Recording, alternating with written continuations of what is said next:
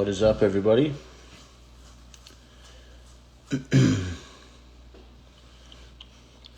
Come on in. What's up, Justin? How you doing, bud? We will let everybody funnel in. What's up, brother? Yeah.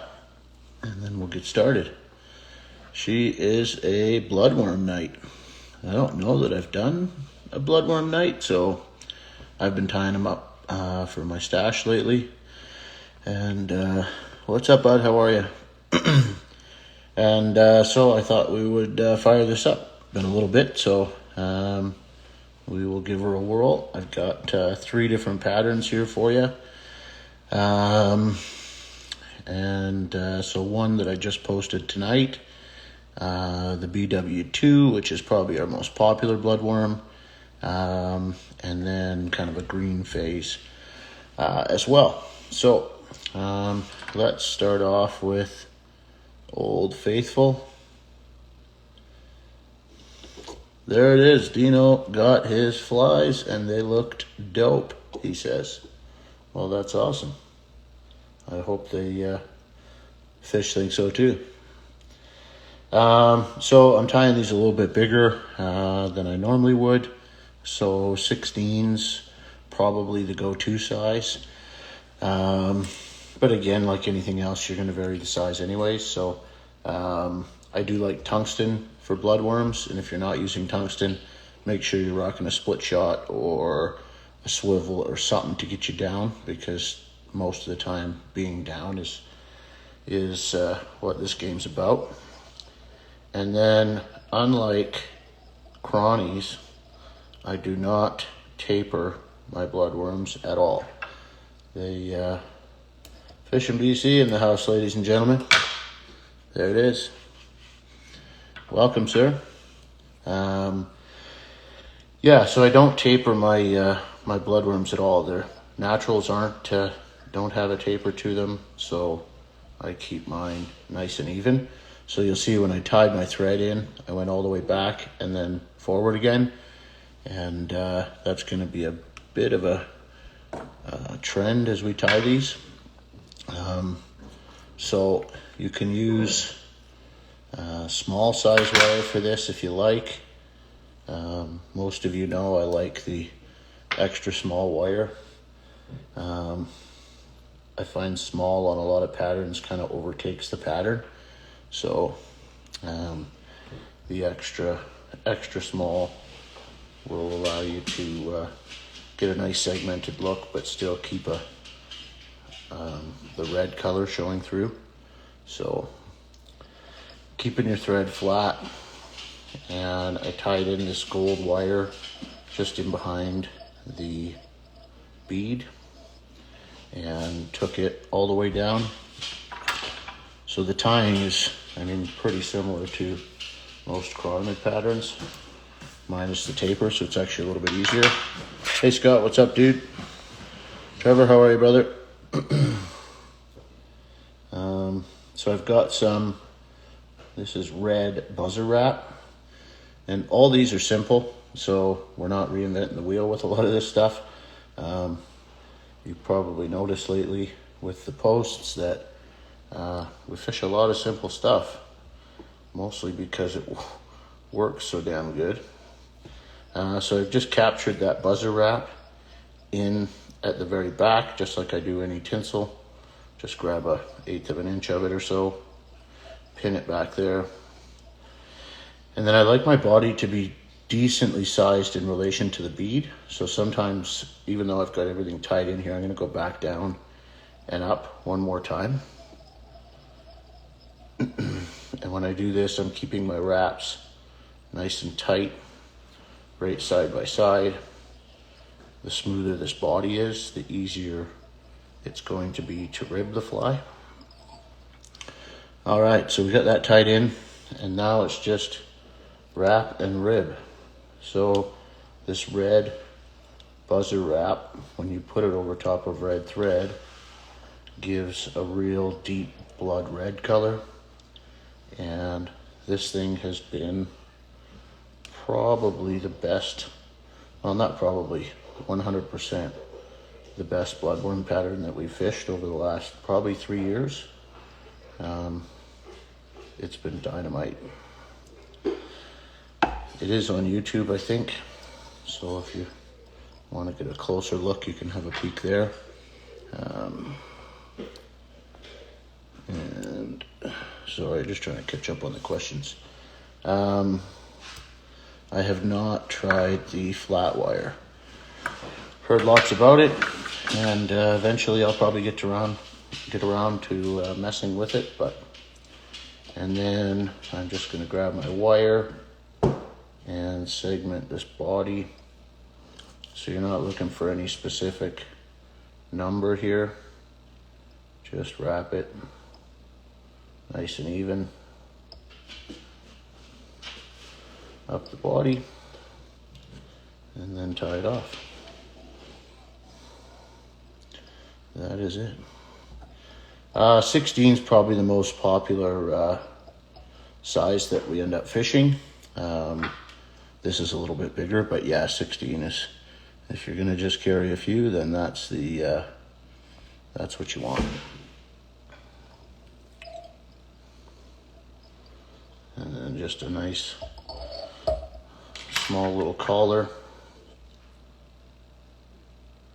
You can nip that out of there.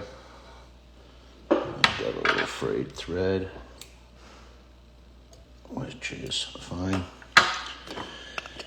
And yeah, simple. I can try and zoom in on that for you, but we all know how that goes. I mean, it's slim AF. Skinny is the key. And then with like 90% of bloodworms, good old crazy glue. You can tie, you know, triple thread blends and 4 different ribs and all kinds of stuff, but I don't know, it's tough to beat the proven stuff and the simple stuff. I think a lot of times people will get caught up in trying to add materials just to do something different, and then by the time you finish the fly, the thing is twice as thick as what this is, and now your profile's whack, so it doesn't matter. The fish aren't even going to look at it because it's 2 times the thickness of a natural. So you can see when I hit it with the glue, it really darkens it. Extra small gold wire for this one. This is called the BW2. So it's one that we fished for a few years, and it's been dynamite. And if you ask Rob, that's probably the only bloodworm that he fished last year.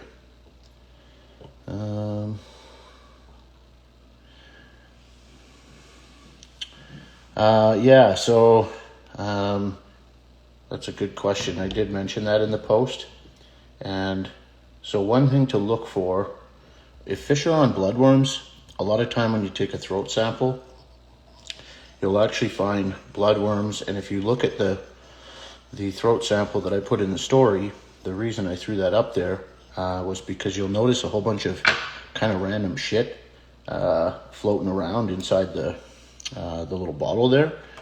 And basically what happens is the bloodworms live in that kind of mud water interface on the bottom, and they live in little tubes. So the fish will actually, when they want them, if they're not poking out of their tubes, they'll go right into that mud and pull them out, right? So by putting them in the mud, especially on the naked line, that you almost have to do it on a naked line because you need to feel. So you have to have that feel of it just skipping off the bottom, and you'll feel it just touch the bottom. And sometimes when you're on the bottom and you just give it a little twitch, it's going to stir up that mud and just create a little bit of a disturbance there. And oftentimes that's enough to kind of elicit a strike. You've probably seen, maybe you haven't, when you're ice fishing, if you take your jig and pound it into the mud and create that disturbance. Oftentimes it'll bring fish in. While doing that with a bloodworm in open water is absolutely deadly. So on the bottom, or as close to the bottom as you can get, is when you're fishing these things, is typically the rule of thumb. Now there are times, you know, if you fish a pretty big lake after a really windy day, say it was windy yesterday and you're out there today, then a lot of times those bloodworms can be stirred up from that wind, and they'll be floating mid-column, and fish will be taking them throughout the column. But that's going to be your super rarity, so I wouldn't focus on that too much. If you see bloodworms in throat samples and you don't see them on the surface, because oftentimes when they get kicked up, they'll come up to the surface. So if you don't see them, then just focus on keeping it down. And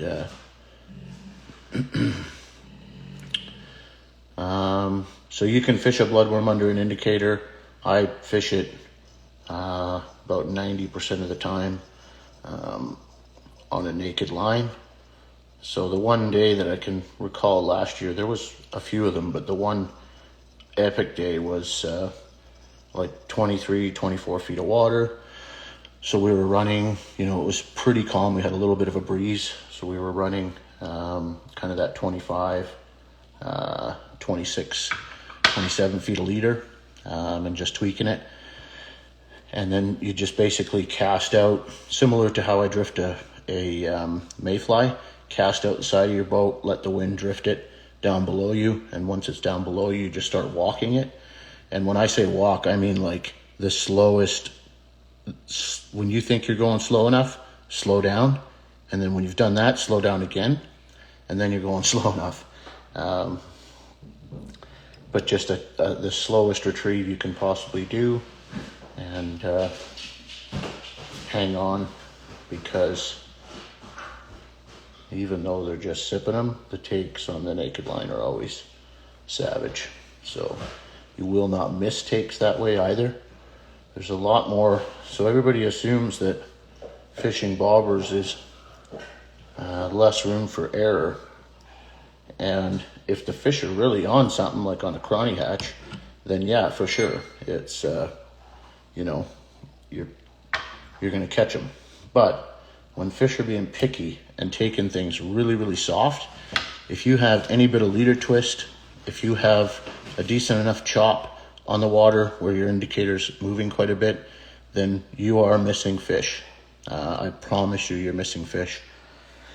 And it's just, you know, there's not much you can do about it. Indicators are good, but you cannot beat feel.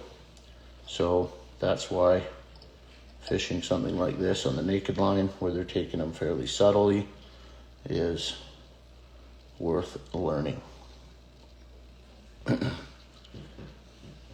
then if you're confident in a bobber, but you want to try a naked line, fish by yourself and rock 2 rods, and then have one with a bobber and one with the naked line, and try it out for a bit, see what you think, but be patient with it.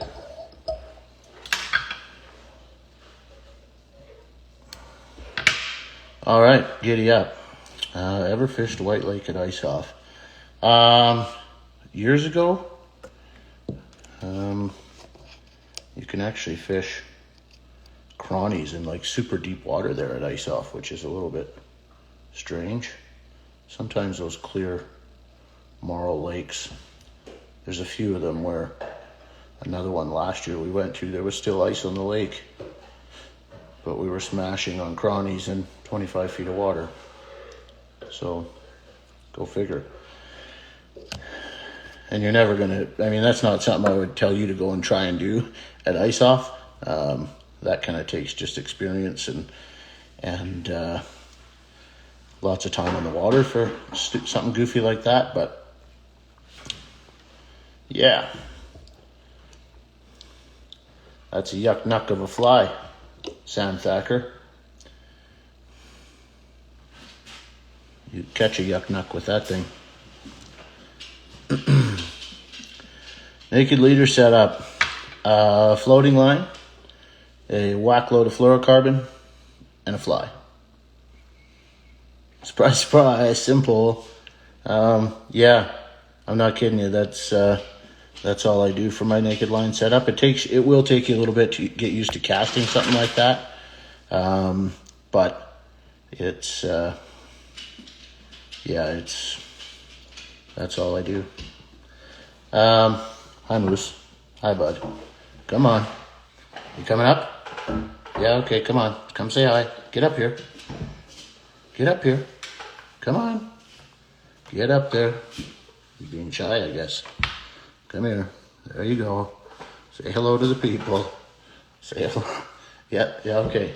Say hi. Okay. Are you done now? Yeah, you're done. Off. Thank you. All right, Moose made his appearance. On to the next one.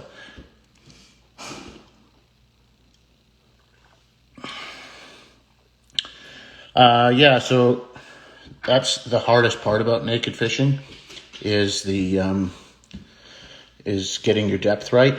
But somewhere in the 10 to 15-ish%, sometimes 20% longer than the depth you're fishing is how you want to set up your leader. So if you're in 20 feet of water, run 25% or 25 feet of leader, and that's going to get you pretty close up to the bottom. Obviously, the windier your conditions are, the longer you're going to need to be, but in that range is kind of what you're looking for.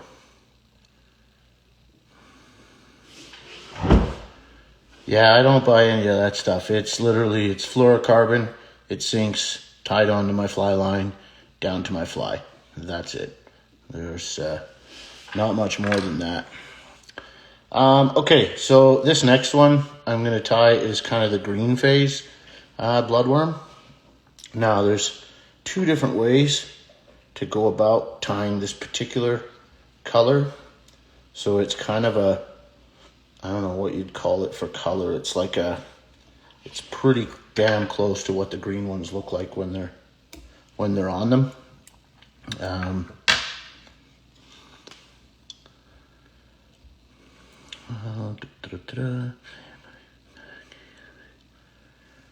Well, there you go. To each their own. You can't do shit wrong, guys. I mean, if everybody has their own way of setting up, and whatever works for you is what you should go with. So, all right. Contact fishing. There you go. Yeah, that sounds about right. Moose, you want to settle down over there, fella? So now I've got some small copper wire, and this is olive Techstream thread. So I mentioned there was two ways of tying this. I am giving away a half a dozen of these things. So you guys know how that works. We're going to do the damn thing, and then we'll spin through and draw at the end. So I'm going to tie two of each, but I've got a couple other ones pre-tied just to show you something to watch out for. So, and this will be something to consider with all your chironomid patterns and bloodworm patterns. It's kind of a neat little thing that kind of makes you go ding a little bit. So we'll get this one tied up, and then I'll show you what I'm talking about. So this is fluorescent chartreuse buzzer wrap. So I've tied in the copper wire the full length of the hook, and then I'm just grabbing that buzzer wrap at the back. So tying it very similar to how I did the last one, just changing up the colors. And no bead this time. Nope. You're welcome to throw a bead onto this if you like, but sometimes the no bead thing can help. does make it take it a little while longer to get down, but it gives it a super realistic look. All right, so I've used olive thread and fluorescent chartreuse buzzer wrap. So just remember that, and I'll remind you guys in a second. But the Techstream is quite nice. It's stronger than the UTC. Does lay fairly flat. I don't know that it's as flat as what the UTC does or get as flossy, but it's strong. So I was tying some, the first stuff I tied with it actually was McStraggle sedges. And if you're familiar with those, you got to stack some deer hair wings. And I was cranking on that deer hair and it did not break once. So I was pretty impressed that way. So I've wrapped my buzzer wrap, and now I'm just going to take the copper wire and just evenly rib this body.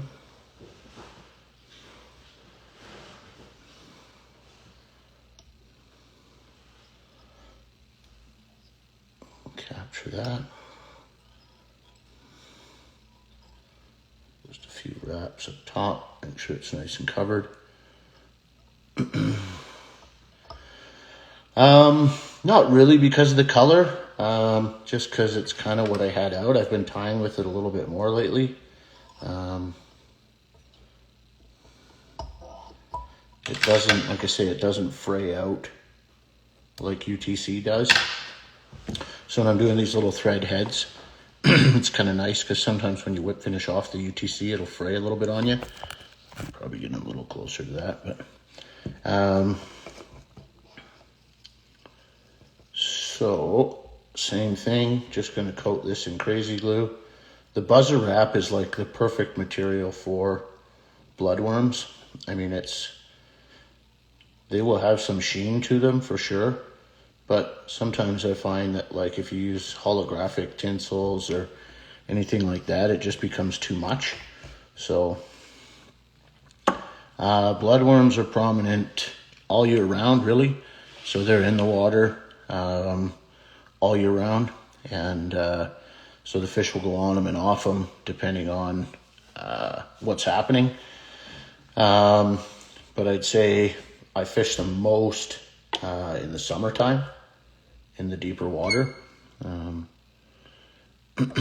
There's a bit of a close-up of that thing. I mean, it's blurry AF, but you get the idea for the color anyways. It really does take on the same color as a lot of the green naturals. I mean, there's different shades of them, but if I had to tie just one green one, it would be this combo. So I'm just going to switch things up real quick here and just show you what I've been talking about. So now I'm just loading this bob in. I'm going to basically do shit backwards. And I am going somewhere with this, just bear with me. You will appreciate it for your cronies and bloodworms when the light goes on. So here I've got, this is UTC in the fluorescent green. So we're going backwards on this one. So the other one we did fluorescent green, buzzer wrap, and then olive thread. This one we're going to do olive buzzer wrap and fluorescent green thread. And you might think, well, why the hell are you going to do the same thing if you want a certain outcome? When you see these two colors, and I will hold them side by side up to the screen there. I know it's going to be a little blurry. I might take some photos after if I'm feeling up to it here. Eventually I will take photos of this in the next few days, so just keep an eye out for them if you're curious, but you should be able to see what I mean on screen here pretty easily. So just gonna wrap this down. Flybox buzzer wrap, yes, yes, yes. So now I've got a strand of the olive. And if you ever buy buzzer wrap, just do yourself a favor and buy every single color, because eventually you're going to use it. All right, so we capture that. Line this up. My thread's still fairly flat, so these bodies are super, super smooth. And that just makes wrapping and ribbing that much easier. But you will see, so I'm just going to do one more trip down and back up. When I'm done, it's the same two colors, just flipped around backwards. So we're probably going to have the same outcome, and we do. It's actually pretty sick how close these things look. You can't really tell the difference between them when you're done, but I have a feeling, and it's something I'm going to play with a little bit this year, testing out on the water, that the fish are certainly going to see the difference. I just don't know which one is kind of going to come out on top, because I've never been huge on the UV glow, or the UV, whatever you want to call it. You'll see what I mean in just a second. Stay there, you little bugger.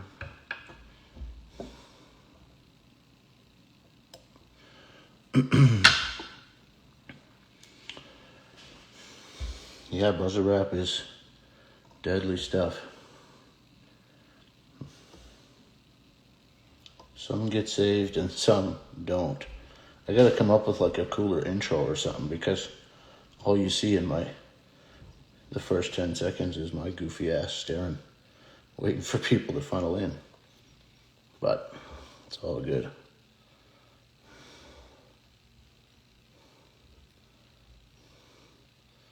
So that's nice and segmented.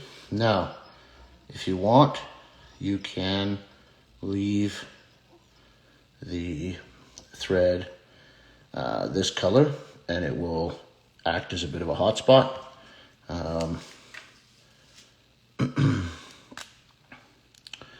Daiichi 1760s.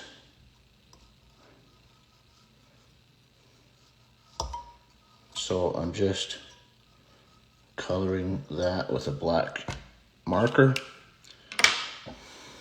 and then from back to front, I will just cover the green. Once I get most of it covered, then I can go into a whip finish.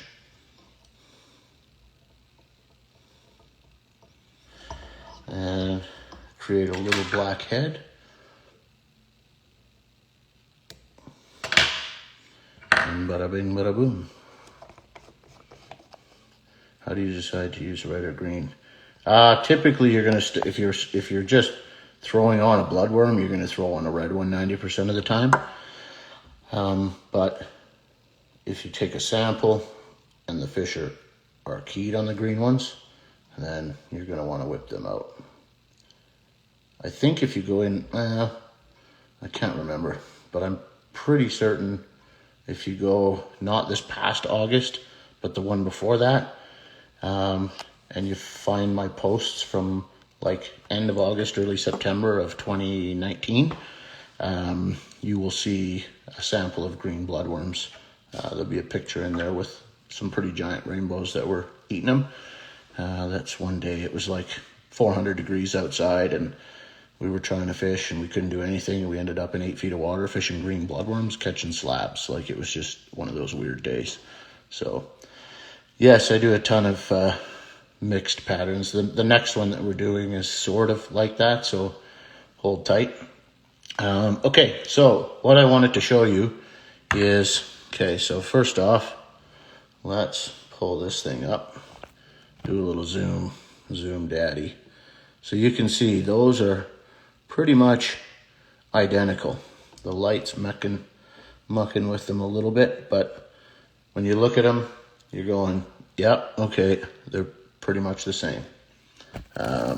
But if you rock the UV factor, so this is the one we did with the olive buzzer wrap and the fluorescent thread, okay? So, not a lot happening there. Now, this is why I tell you that this is a very interesting thing, because if we go back to the first one we tied, look what happens. So obviously that thing looks like it's got bloody batteries in it now. But the fluorescent chartreuse buzzer wrap is obviously pretty keen to the UV. So that's where I'm saying, to the naked eye, it certainly looks like they are identical, but clearly they are not even close. So something to consider, because if a fish is seeing into that spectrum, one is going to just stick out like a sore thumb. The other is going to look much more natural. So and that's the part, I haven't dove into it enough out on the water to see. I know that, the smoke, I think it's the fluorescent smoke buzzer wrap, that's another one that really pops, and I don't fish it a ton because of that.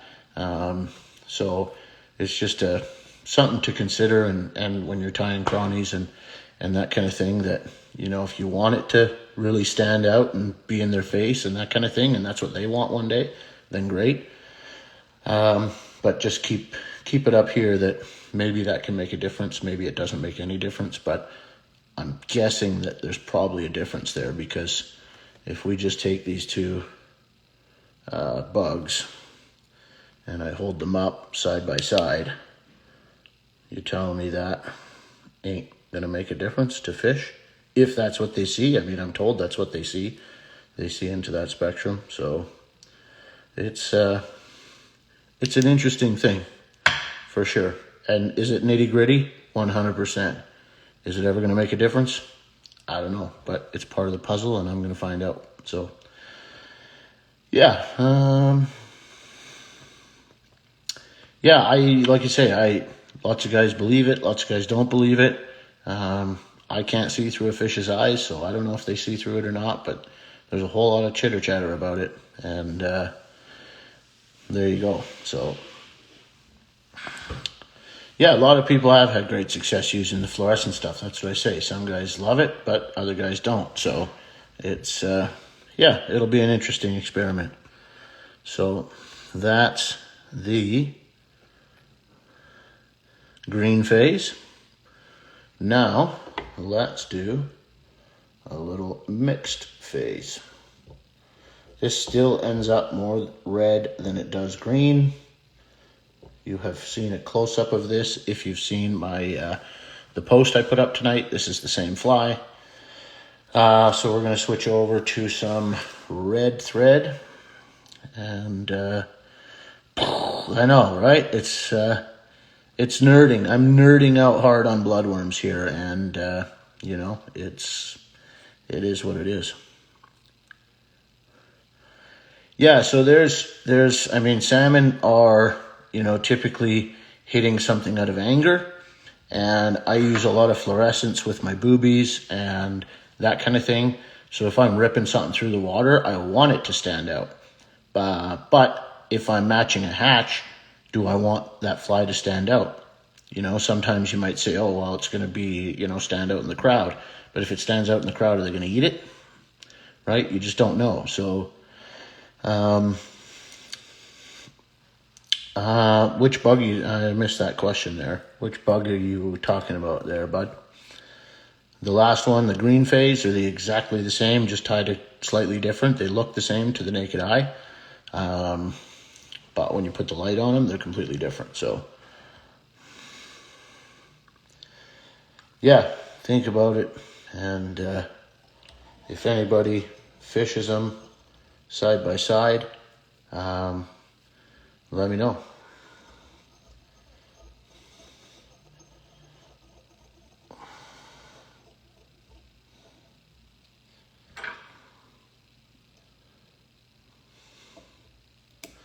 Yeah, the resin thing I don't think makes a difference once that, I mean, if you use like a fluorescing resin, then yeah, it probably would.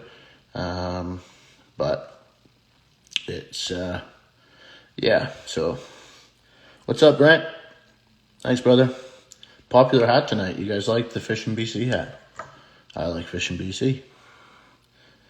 Okay, so back to the red thread. This one I have a brown magic bead. No, it's not red, it's not gold, it's not black, but it catches them up. So that's why I use it. See, now I've started the whole UV debate. This is good. This is what I wanted to put out there. It's an interesting concept for sure. So I know there's success with it, but it's more, when they're on the bloodworms, when they're on the crawnies. If you had one hanging there and another one hanging there, is there one they prefer? That's what we need to find out. So, do you use UV white beads on? I do not. Okay, where are we at? We need some red wire here. It is a Superman shirt. Hang on, check it out. Look, bam. But I put it on backwards because then the autofocus doesn't try focusing on the Superman thing. And you can actually see the profile of the fly quite a bit better. So, there it is.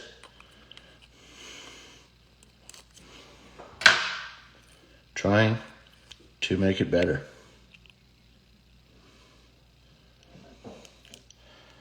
Brent certainly has skills on the camera. I would not hate if he actually wanted to film some of this stuff, because then you guys could actually see it in detail. Just need to get some camera lessons. So red wire, I've got it tied in there, and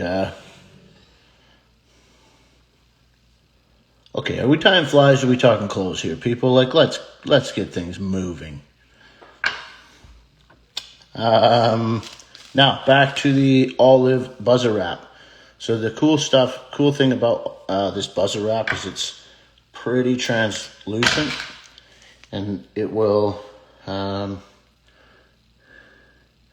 whoever wins these flies is going to end up doing my testing. So stick around. If you win them, then you've got till like August to get a report back to me with what's going on.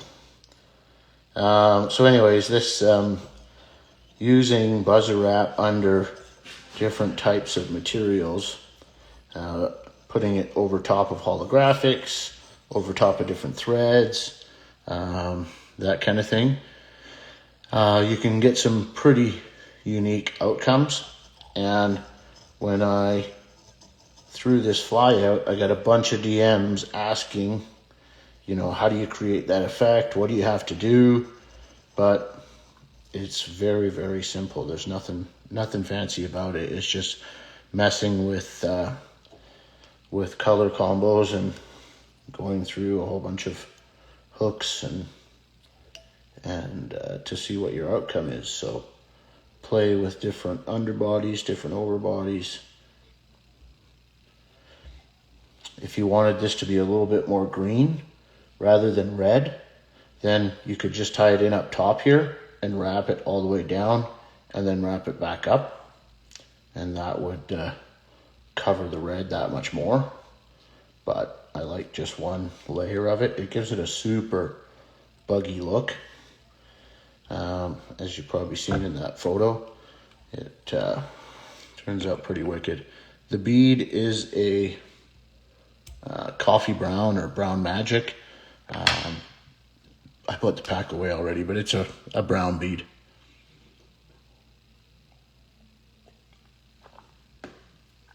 All right, now we rib it up, and that's all she wrote.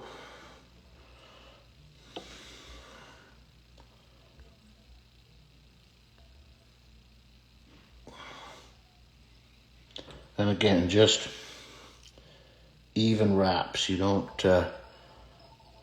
care how many ribs you're going for on a bloodworm. I haven't bought buzzer wrap in a long time because like 3-4 years ago I just bought every single color, and when you have that much in a hank, it lasts you. So this one is the olive, so over red thread, and this thing has caught me a lot of fish. I will say this is probably number 2 to the BW2. Yeah, Trout Waters does have it. I think Chinook Wind may have it. There you go, Fly Mart. Do I recommend a book? Not really. I haven't done a whole lot of the book thing. Rob just reviewed one on the site. What the heck was that thing called? The Osprey Fly Fishers, I think it's called, which has a ton of patterns in it.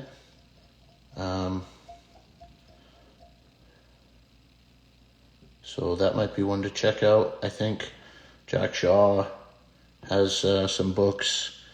You know, everybody that's in here can probably recommend your books better than I can. I was a bit of an internet junkie when I learned how to tie. Our YouTube channel's full of tons of them, if you want to check that out. So if I zoom in on that, you can kind of see, you know, most of you have probably seen that, but you get that kind of olive-ish green kind of mixture, but it's not a blend, it's just all throughout. So it gets that same color. A great beginner. A black and red ice cream cone chironomid. Start with that. Doesn't get much easier. If you go to my YouTube or our YouTube channel and look up how to build, I think it's called How to Build a Better Chironomid. There's the snow cone or ice cream cone one there. And it's step by step exactly what you have to do. It's a very basic fly. And even though it's just thread and wire, it'll catch you a shit ton of fish. So that's one to try. Bada bing, bada boom. Man, these are turning out pretty sexy. Whoever wins these is getting some nice flies. The Seasoned Fly Fisher. There you go.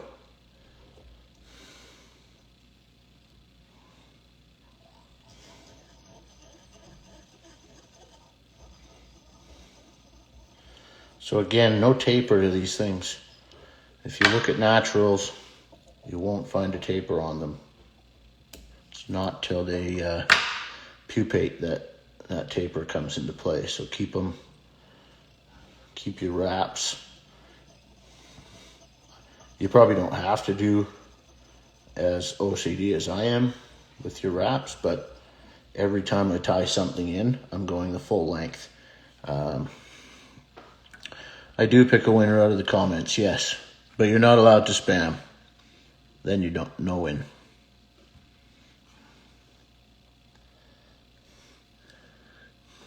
Bent rods with fish are okay. Man, I want to go fishing. Does anybody else want to go fishing? Like, fuck. Excuse the language.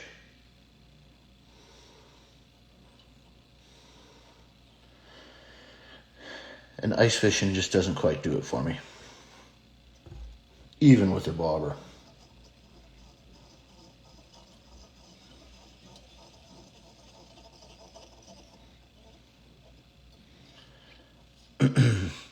Yes, I have thought about flirting with the edge of the open water on lakes with aerators on them, but I have yet to do it.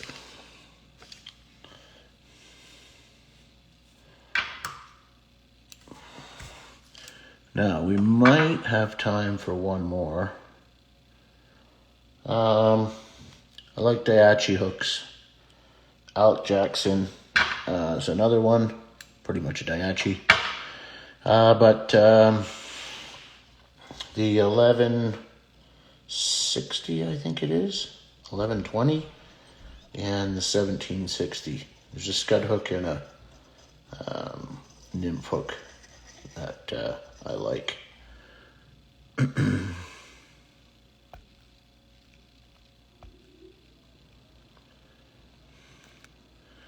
Well, if I could get to the U.S., I might just go to Utah.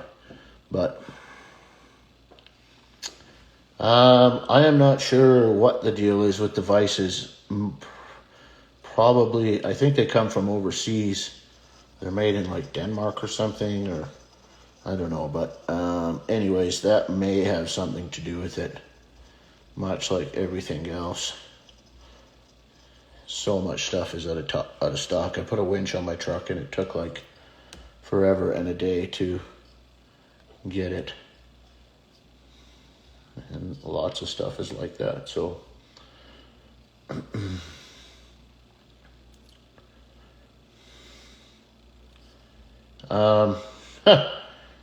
maybe I won't just hold this box up that's full of them then. Want to start should we auction off some? We start the bidding.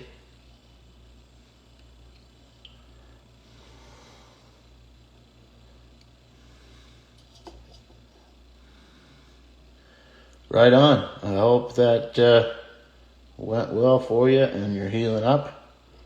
If you can tie, then you're probably still a happy fella, so. No, we do not have a storefront. We have a online store, mostly for flies. There is a few other things on there as well, but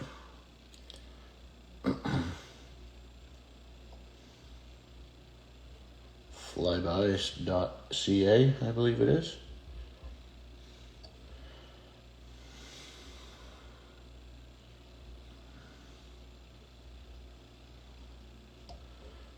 Bada bing.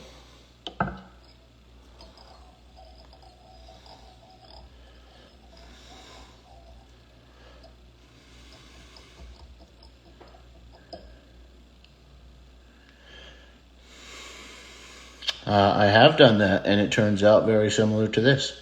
So,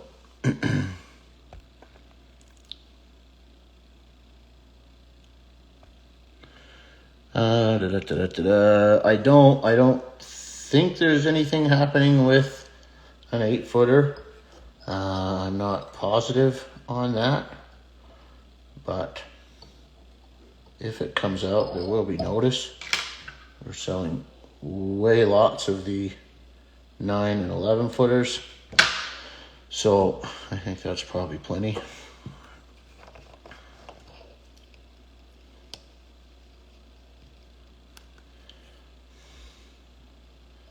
Yeah, a lot of the Daiichi stuff is a little bit hard to come by. I think there's some sort of wire shortage or something in Japan, I've heard. I don't know for certain, but if you can find them, scoop them up.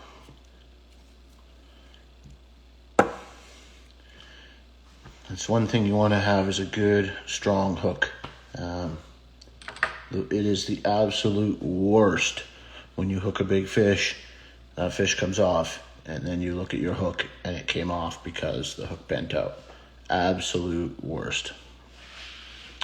Yes, Journey Boats. I do love mine. I'm not a little dude, so it's like a dock on the water. There is nothing that compares. There's not a boat that has as much space inside. You'll maybe find boats that are similar stability, but the space inside that thing is, you just can't beat it. So, bada bing, Zoom City. So you can see that thing. You see how thin those stay, right? Like that's what you're looking for. They're nice and even. Journey, 100%.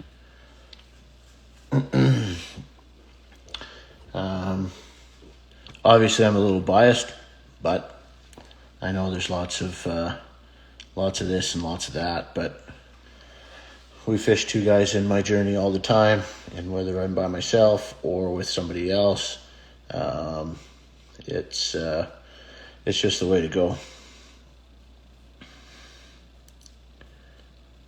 Yeah, there you go. See, that sucks. Congratulations. Yeah, that'll be a sick boat. I fished out of the 11.6. I have a 9.6, but for if you got 3 guys with you, or you're on bigger water, that 11.6 you can take just about anywhere. I take my little 9-footer out onto like Stump and Sheridan and that kind of thing. I strap a 7.5 horse to the back of it, and it takes, I got to crank it and shift my big ass up into the middle, but that'll get that sucker on plane, and she just flies. People laugh at me all the time when I go flying by in that thing, but yeah, heavy is durable, heavy is long lasting, and heavy is also stable. So, I mean, if you're pulling it in and out of a truck, then it can be a little bit different. I've done it for, I think, 4 years now. I had a boat loader the year before. But I think I'm going to get rid of it and either buy a new one or just hand bomb it. It's not that big of a deal. My new truck isn't quite as tall as my old truck, so I don't have to lift it so high. But yeah, okay, there it is.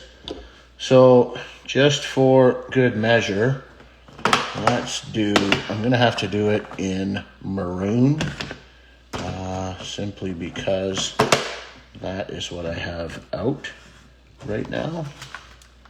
And maroon is not a horrible color for bloodworms either. But we'll do one little bonus fly here if you guys want. Should we do one fly, or should we just skip to the draw and shut her down? You guys tell me. The first 3 yeses or nos I get will determine if we tie this or not. So speak up. What do we got? Tie one more or go straight to the giveaway?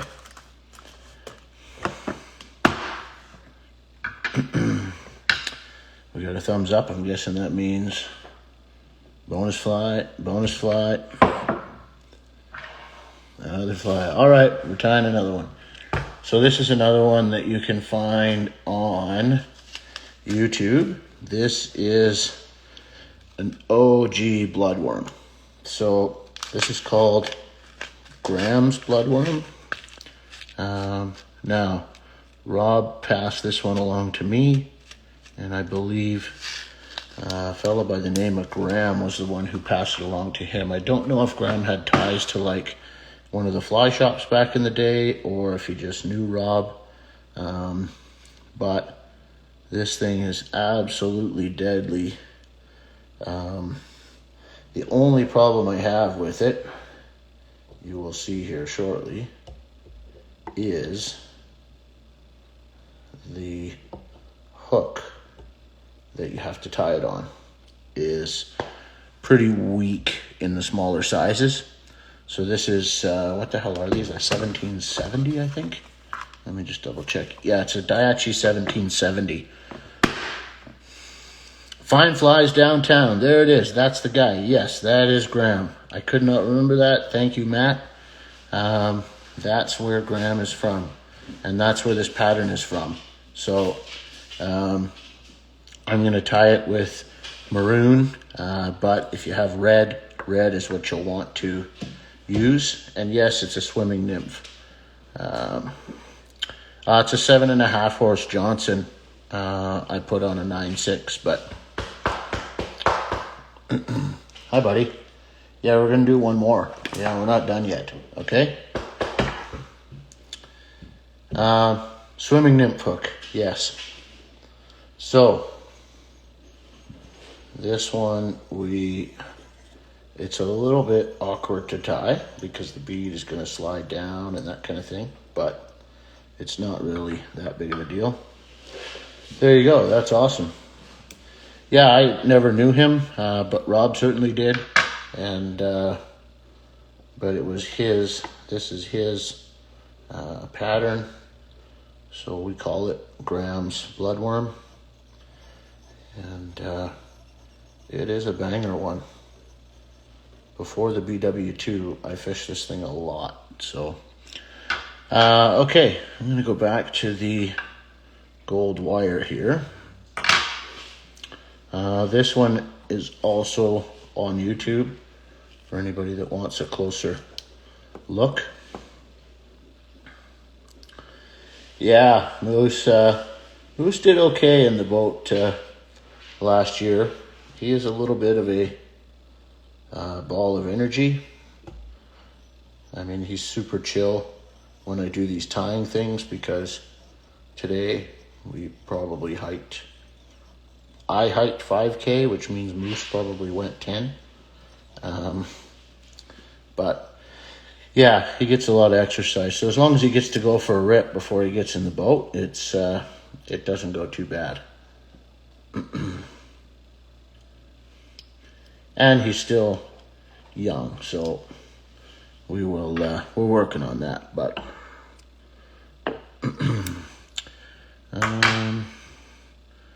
it's BW2. B is in bloodworm, and it's what was it? The first one that we tied? I can't remember.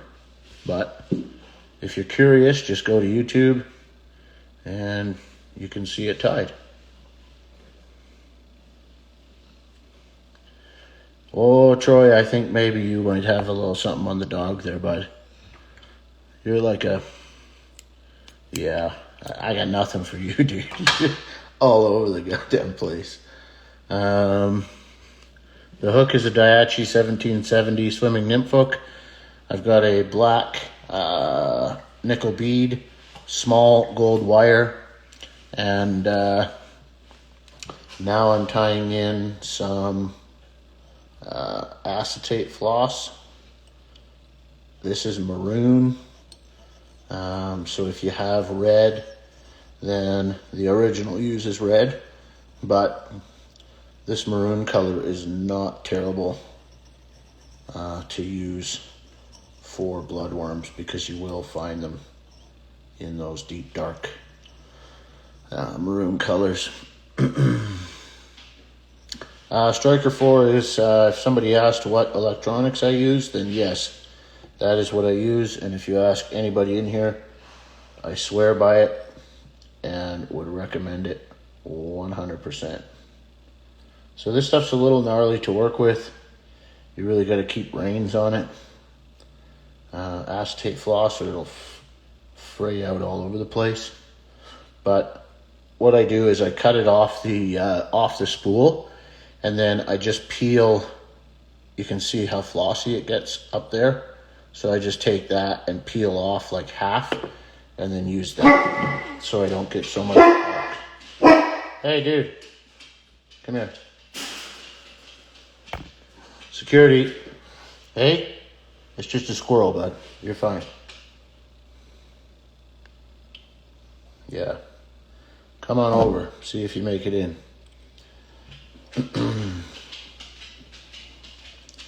So I'll tie that off. And then just rib it up.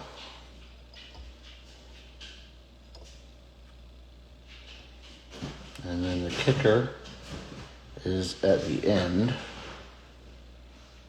obviously being acetate floss, we are going to, I don't like that, give it a little bit of a bath at the end. And much like the natural bloodworms, this thing, once you dip it, takes on a super glossy look. And again, it's not holographic or anything crazy like that, but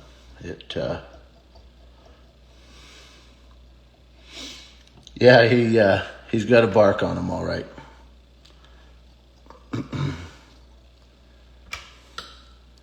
And it was nothing, like it's pitch black outside right now. I don't know what the hell he's seeing or hearing,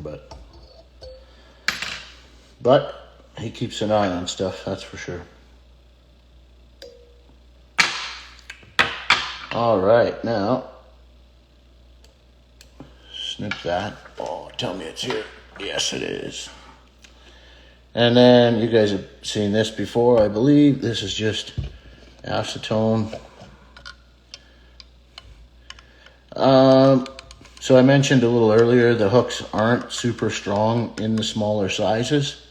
That's the one kind of downfall of them. But I think there are some other versions of them now.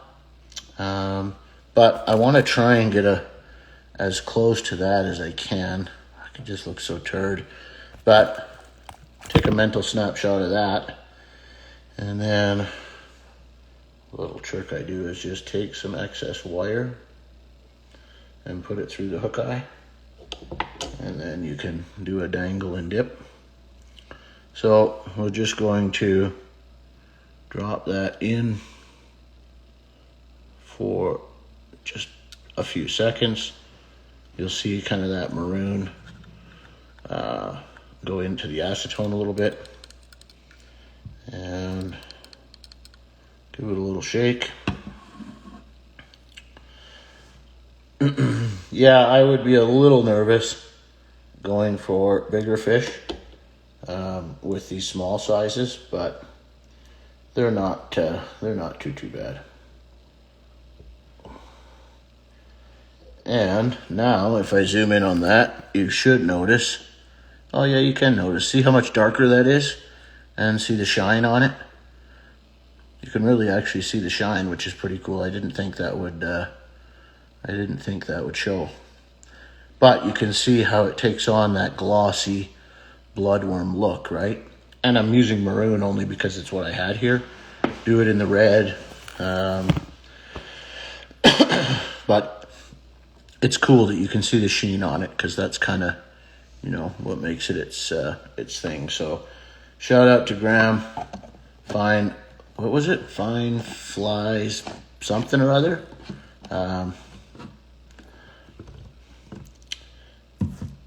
From way back. That one goes back probably into the 90s, I would think. I don't know. Rob always hates that because it ages him, but I haven't had an issue with it. So it's sorry, bud. Old school, yeah. I like old school stuff. I tie a lot of it. I think new tires would be more, would be better off to learn the old school stuff rather than some of this new school crazy triple thread blend, quad rib, weird stuff. Profile, color, and that's it. I mean, like this thing, fish it crushes. And acetate floss chronomids crush too. Peacock herl, thorax cronies. There's all kinds of stuff that, from back in the day that new tires just kind of go straight to the synthetics and the modern shit. But if you are just starting out, take yourself back a little bit and give it a try.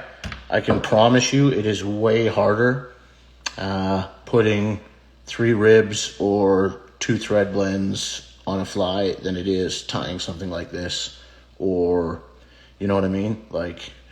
And even if it is difficult, I mean, it's going to have a slimmer profile, and a slimmer profile is always going to catch more fish. So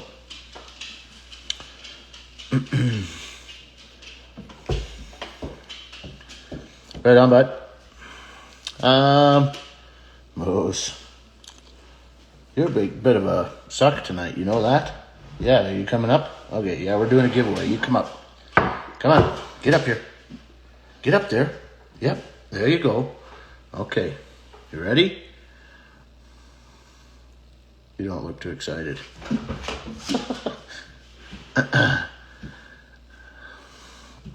Okay. Going through, bro, is full of old school natural material flies. Yeah, I mean, that's what they used for years until we got all these synthetics. And I think, we're a bit spoiled with all these materials that we have. We literally now have materials coming out that are the exact same as something else, just called something different. I mean, that happens so often. So, yeah, I would, if you take anything away from tonight, obviously take some bloodworm patterns. But if you're new-ish to tying, or if you've been tying for a while, if you haven't dabbled in some of the old school stuff, try mastering that before you move on to the new stuff. And when it comes to the fishing, you'll probably be thankful you did.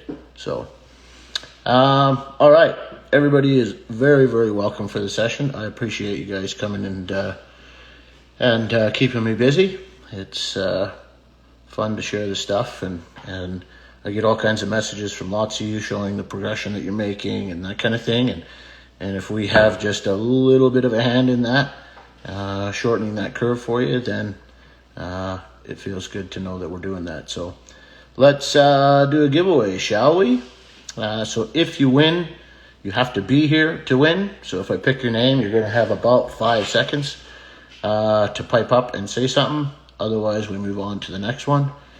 And when we're done, just DM me your no 40 Creek tonight. No, I'm on a little bit of a diet. We're doing a weight loss challenge thing at work. So just chugging the good old H2O. If you win, DM me your address, and bear with me for getting them out.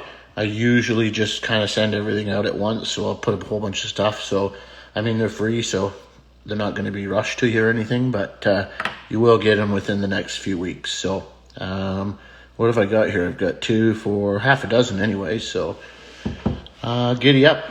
All right, so drum roll, please, and here we go. We're cruising, we're cruising, we're cruising, back and forth. Where it stops is who will win. Boom! All right. Scooter 07. Scooter 07. Are you in the building, sir? Ma'am? Person? Human? Scooter 07. The countdown is coming. 10, 9, 8, 7, 6, 5, 4, 3, 2. There he is. Okay. Scoot, scoot, and boogie. There you go, brother. You are the lucky winner. So shoot me a DM with your address. Yeah. Have you won before? Has he actually won before? You really have. Well, hey. Sometimes you just have the luck, you know? Right on, guys. Keep shooting me ideas for this stuff. And I usually just wait till a few of you ask for the same thing. And then put it together. So there it is. Scooter's the champ.